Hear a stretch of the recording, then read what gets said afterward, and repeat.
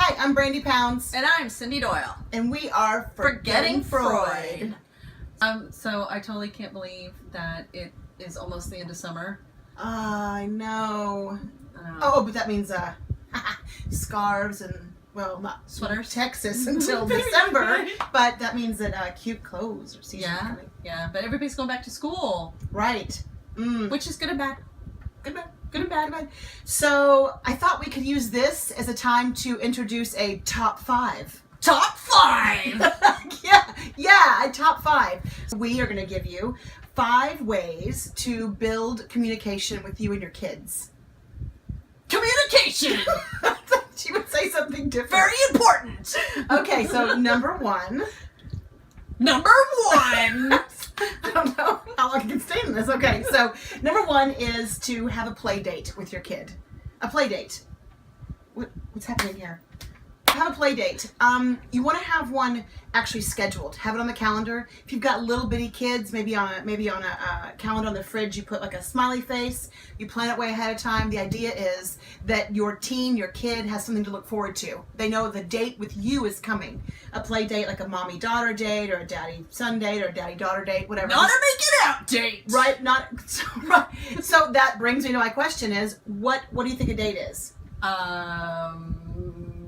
Going roller skating. Okay, doing something fun. What is a date not? Yeah. What's a date not? A date is not a time for criticizing. Exactly. Good job, Cyndi. Don't tell me how I need to be off the couch and not on my phone. Right, or it's not a time to talk about the grades, that math grade, or the hair, your haircut, or a time to talk about how I'm not standing up straight. Right, stand up straight, Cyndi. Sit up straight. Yeah, it's not that time. So it's a time to get together and to talk about things you would talk about on a date. You talk about finding out who my friends are. Right. And not criticizing my friends. Right. Got it. Yes. And playing, having some fun. Yes. You don't have to spend money. You can go to the park. You can building endorphin. Right. So that's number 1. Number 2 is to learn to say I'm sorry. It's hard for me to say I'm sorry. Holy crap. Okay, so saying just so apropos. Saying I'm sorry helps your kids to learn to take personal accountability. I know for me, my dad didn't really say that when I was really young. I don't think a lot. I remember hearing it when I got a little bit older. But I want the parents that I work with, I want them learning to say, hey, I screwed up. What about, okay, yeah, I screw up because like in growing up, sorry, Mom and Dad. So growing up, the big thing in our house was like, saying I was wrong. And now even as a grown up, I'll say, you know what? I was wrong. My bad. It was on me. And it's all like, oh, you said you were wrong. And that's the thing. Yeah, so I don't mind saying I'm wrong. They're now. surprised though. They're surprised. Yeah. When you say you're sorry to a teenager, so I work with a lot of teens, and when you say you're sorry to a teenager, they're like, really? And I think it sort of pulls away whatever the bad thing that just happened. I think it just kind of gives that sense of peace, like maybe even provides like space for forgiveness. Yeah. That's part of it. Yeah. So say I'm sorry. Number 3. So number 3 is to take an active interest into what your kids are into what your kids are interested in. Pokemon Go. But I think a lot of adults are into that too. Oh, it might be a hard one. You're right. But getting boy bands. Maybe okay. There's still boy bands around. You had posters in your room. I know it. I had Depeche Mode posters. Yes. And my dad used to call them depressed mode. And he would say they all suck. And so I think that you want to connect with your kid, then you fake it till you make it. So you say, wow, you're really listening to Justin Bieber still? So anyway, if you say that to your kid and the kid hears, God, what are you being judgy? So instead to connect, maybe it's like, so I'll listen to a song. I'll give it a shot. Yeah. I'll play this game. Well, and there's also, we're talking about music. Some of the music is quite unique. At least that's what I think. Right. And I'll listen to it and I'll be like, this is really interesting. You find something. So so that's the big piece. She's right. you find something. So I have some kids that listen to, the name changes. Sometimes it's called Screamo. Sometimes it's called metal. That's what I was thinking of, whatever, actually. like, you know, hate rock. I hear all kinds of words. Right. But they'll bring in, I'll ask them what kind of music they listen to, and then I will write it down. I will go home. I will watch it on YouTube. I will read the lyrics. And when I go back, the kids always say, so, like, you didn't understand it, right? Like, it sucked, right? And I'll say, actually, you know what? That guy, he's pretty intelligent. I will find something to say. And the kid's face is like, yeah, my mom doesn't say that. So say that. So connect. Get into what they're into. So number four, adapt to their way of communicating.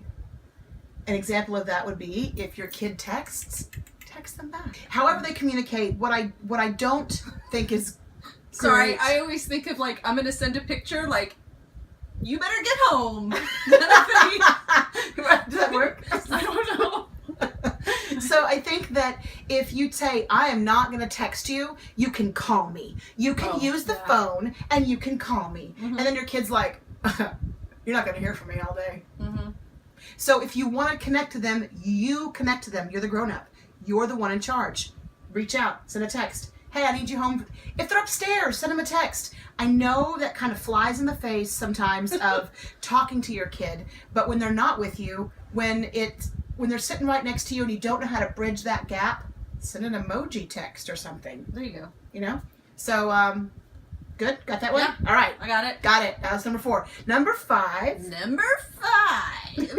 is stop giving unsolicited advice. Because it's criticism. Because it's criticism. Yes. I know that one. Not everything has to be a lesson.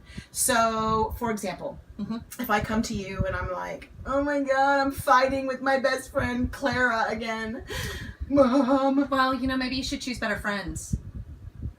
Okay, that wasn't really the point, Mom. Like, I'm trying to tell... It seems like you're always fighting with Clara. Well, yeah, because she sucks a little bit. But you see, like, if you're judgy, yes, then I'm not going to talk to you about that. I'm going to learn real quick. I'm not telling you about Clara again because you're just going to... Okay, so do it. Yeah. I'll do it the right way. Okay. Now. Mom, Clara and I... honey. Oh, sweet face. Sweet face. I'm fighting with Clara. That's a really cool name, right, Clara? Yeah, I like it. I'm fighting with Clara. We're fighting. It sucks. Oh my gosh, that's so hard when you're fighting with your friends. Yes, and I know. Fight with them all the time. Oh my gosh. What the hell is wrong with me? Maybe it's not you. What's going on? What happened? And then I can tell her what happened. I think that what this does is it gives them kind of a first of all, you're encouraging them to speak. You're not telling them what they need to be doing all the time. Yeah. It doesn't close the door. It leaves it open. Yeah. It doesn't lead them down this path that I don't remember where I'm even going. Yeah. So. And I think so, but there's always a place to give constructive criticism. Right. It's just at that point in time. That's my point. That's not a great time. We're like so this. at that point in time, so yes, maybe that's it's that unsolicited advice thing. Maybe you ask. So you ask. You can say, Mom can say, if she doesn't have the right words, she can say, do you want me to just listen or do you want me to give you some feedback? And then the kid has with my husband. Then the kid has the power to say feedback. What Cyndi does with me, she will say, do you want friend Cyndi or therapist Cyndi? And I will say friend, and then she'll say, God, that chick sucks. And then I will say therapist, and she will say, okay, so what part of this is yours? That's where you can turn it into a lesson, but only if I say so. Only if your kid says so. Yeah. So there you go. Sounds good. There's your top 5. Those are 5 ways to better learn to communicate with your kid. So get out there, use them, use 1, use 5, use 4. Good luck.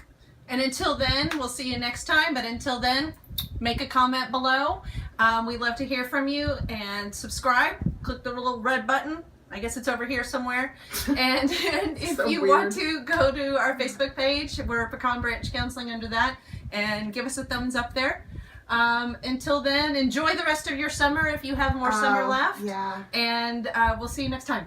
Bye. Bye.